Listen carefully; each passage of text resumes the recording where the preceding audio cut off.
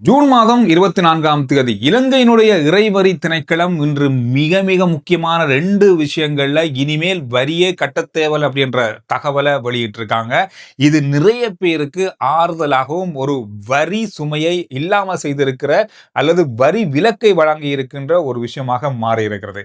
இதுல மிக முக்கியமா உங்களுடைய வீட்டை அல்லது உங்களுடைய சொத்தை, உங்களுடைய காணியை யாருக்காவது இனி வித்து வார பணம் இருக்குதானே, இந்த பணத்திற்கு இனி எந்த விதமான வரியும் இல்லை. அதே போல நீங்க பாவிக்கிற வாகனத்தை இனி யாருக்காவது வித்தீங்கன்னு சொன்னா அதுல வார பணத்திற்கும் எந்த விதமான வரியும் நீங்க கட்ட தேவையில்லை என்ற 2 முக்கியமான தகவலை இன்று நாள்ல இறைவரி திணைக்களம் இன்று அறிவிச்சிருக்காங்க. ஆனா அதுல 2 நிபந்தனைகளையும் வச்சிருக்காங்க. විකුණන දවසේ ඉඳන් අතීතයට අවුරුදු 3ක් අයිතිය තියෙන්න ඕනේ. නිත්‍ය අනුකූල අයිතිය.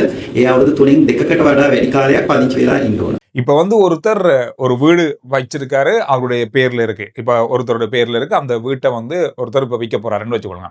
இப்ப விற்கும் போது பொதுவா இப்ப இருக்க நடைமுறை என்னன்னு சொன்னா, எவ்வளவு தொகைக்கு நீங்க விற்கிறீங்களோ அந்த தொகைக்கு வரி கட்டணும். அரசாங்கத்துக்கு வரி கட்டணும். அது இப்ப நடைமுறையில் இருக்கிற ஒரு முறைமை.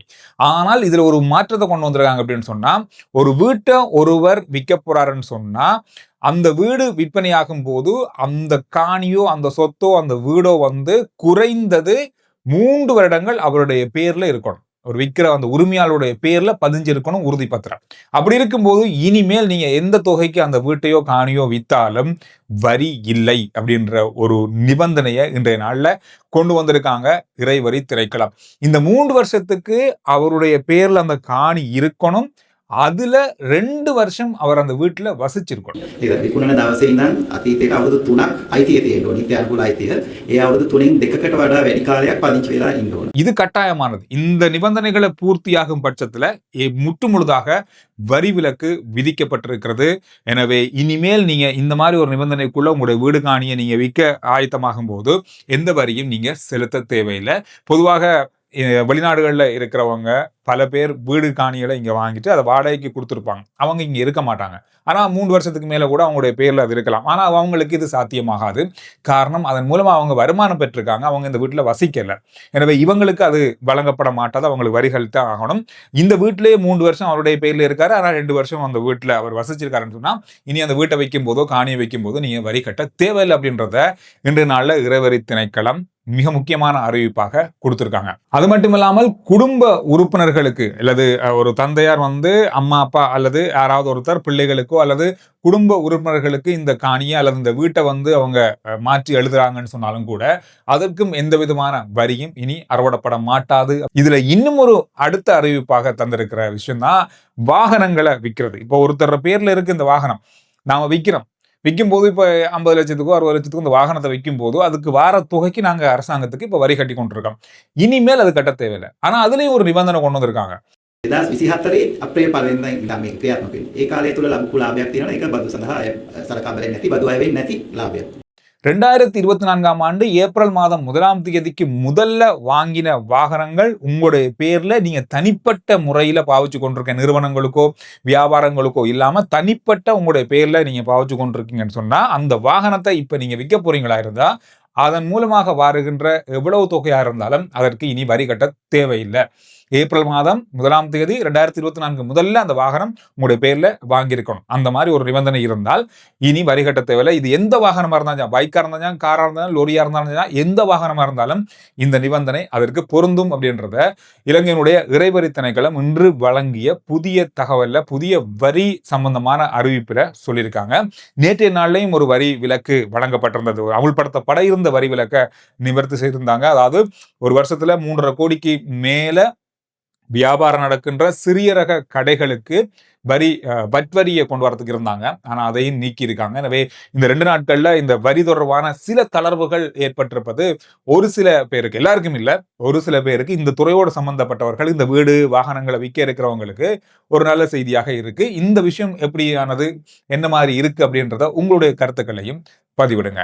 நாட்டுல ஏற்பட்டிருக்கிற டெங்கு பரவலை கட்டுப்படுத்துறதுக்கு பாரிய வேலை திட்டங்களை அரசாங்கம் முன்பெடுத்திருக்காங்க. இன்றைய நாள்ல பல இடங்கள்ல டெங்கு பரவலை தடுக்கின்ற பலதரப்பட்ட நடவடிக்கைகள் விடயங்கள் நடந்திருக்கு. ஆனாலும் எப்படித்தான் இருந்தாலும் இது உடனடியாக கட்டுப்படுத்தணுன்றதுக்காக இப்பொழுது தொழில்நுட்பங்கள் பயன்படுத்தப்பட ஆரம்பித்திருக்குது. ட்ரோன் மூலமா கண்காணிக்கப்பட்டு ஒவ்வொரு இடங்களுக்கும் ட்ரோனை மேல அனுப்பி எந்தெந்த இடங்கள் எல்லாம் டெங்கு பரவல் ஏற்படக்கூடிய அபாயம் இருக்கு அப்படின்ற இடங்களை கண்டுபிடித்து அந்த இடங்களுக்கே போய் அதனை அழிப்பதற்கான நடவடிக்கைகளை எடுத்திருக்காங்க. இது ஒரு நல்ல விஷயம். காரணம் சொன்னா இப்பொழுது இருக்கின்ற இந்த அதிதீவிரமான பரவலை கட்டுப்படுத்துறதுக்கு இந்த மாதிரியான முறைமைகளை பயன்படுத்துறது நல்லது. இன்றைய நாள் ஒரு கவலைக்குரிய செய்தியை பார்த்திருப்பீங்க எல்லாரும். ருகுணு பல்கலைக்கழகத்தோடைய ஒரு மாணவி உயிரிழந்திருக்காங்க.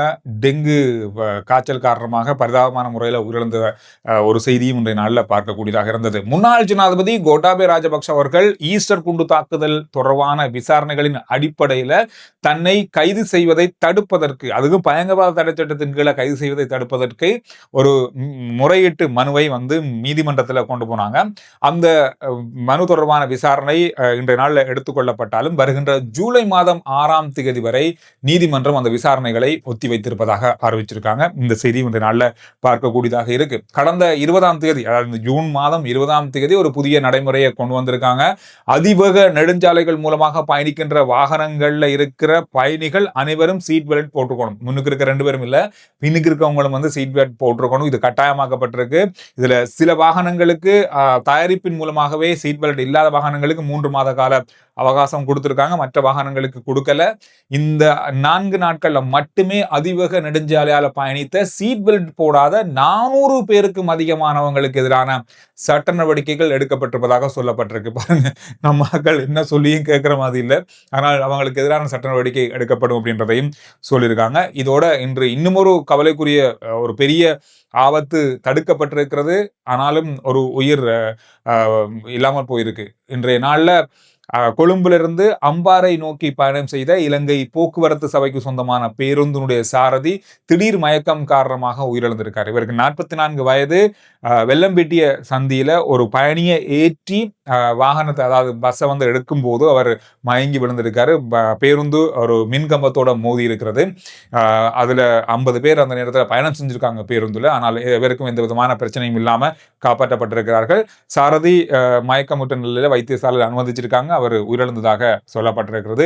மாரடைப்பு காரணமாக அவர் உயிரிழந்திருக்கலாம் அப்படின்ற மாதிரி தான் முதல்கட்ட விசாரணைகள் சொல்லப்பட்டிருக்கு. 16 வயதுக்கு உட்பட்ட குழந்தைகள் சமூக வலைத்தளங்களை இலங்கையில பார்ப்பதற்கு அல்லது அதனை பயன்படுத்துவதை கட்டுப்படுத்துறதுக்கான ஒரு திட்டத்தை, ஒரு சட்ட மூலத்தை கொண்டு வருவதற்கான ஒரு சட்ட வரைவு இன்றைய நாள்ல பாராளுமன்றத்தில் எதிர்க்கட்சி பாராளுமன்ற உறுப்பினர் ஒருவரால சமர்ப்பிக்கப்பட்டிருக்கிறது. கடந்த நாட்கள்ல பல நாடுகள் இந்த சமூக வலைத்தளங்களை கட்டுப்படுத்துகின்ற 16 வயதுக்குட்பட்ட சிறுவர்கள், குழந்தைகளை கட்டுப்படுத்துகின்ற ஒரு நடவடிக்கையை கொண்டு வராங்க. பல நாடுகள் கொண்டு வந்தாங்க. ஏற்கனவே ஆஸ்திரேலியா கொண்டு வந்துருக்காங்க. UK ஒரு கிழமைக்கு முதல்ல இதை அமுல்படுத்துறதுக்கான நிபந்தனையை கொண்டு வந்திருக்காங்க. இன்னும் பல நாடுகள் இதுக்கு முயற்சி செய்து வராங்க. இலங்கையும் பல விஷயங்கள்ல இதை பேசி வராங்க. இது அமுல்படுத்துவதற்கான ஒரு சட்ட மூலத்தை கொண்டு வருவதற்கான ஆலோசனை பல இடங்கள்ல முன்வைக்கப்பட்டாலும் இன்றைய நாளில் எதிர்க்கட்சி பாராளுமன்ற உறுப்பினர்களால் இது கொண்டு வரப்பட்டிருக்கிறது.